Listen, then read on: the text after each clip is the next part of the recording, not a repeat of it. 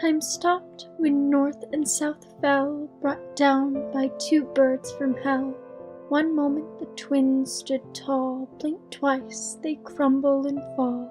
The smoke, like a mushroom cloud, black death overtook the crowd, rushing, screaming, consuming bodies with chaos blooming.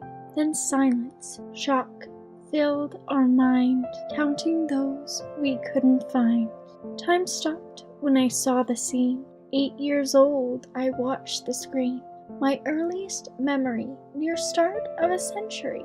Images full of smoke and tears, ingrained in me through the years. Those dark days shaded my path. I broke, in the aftermath, into sharp glass shards of soul that pricked and deepened the hole. In July of 2001, I turned 8 years old. For my birthday, as if it was a gift, I was able to ride my bike without training wheels. I was so proud of myself and wanted to show off for my mother. I called out, "Look, Mom, no eyes!" Unsurprisingly, I crashed headlong into a Jeep, cutting my head open just above my eyebrow. Well, I was up at the top of the circle talking to a neighbor, and I heard you yell, a ka-thump, and screaming, and I turn around and you've run into the back of a Jeep. Every medical professional that we saw asked where was her helmet. To that my mother would hold up the blood-stained helmet saying, "Here's the helmet, see the blood, see the dent?" And they stitched her up. They said that you had a minor concussion and there shouldn't be any problems from it. We learned later that was not the case.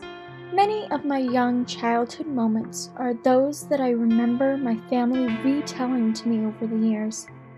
The earliest memory that I remember for myself was sitting in the gym at my elementary school while they played the news on the TV. And I actually saw people waving where the first plane crashed through, and then seeing the second jet come crashing into the second tower. What is going on? It does not appear that there's any kind of an effort up there yet. Now remember, oh my God. That looks like a second plane. And when those buildings collapsed, that concrete and steel that came crashing down covered a wide area, a horrific sequence of destruction. The resolve of our great nation is being tested. But make no mistake, we will show the world that we will pass this test. God bless. The principal asked for a moment of silence at 8.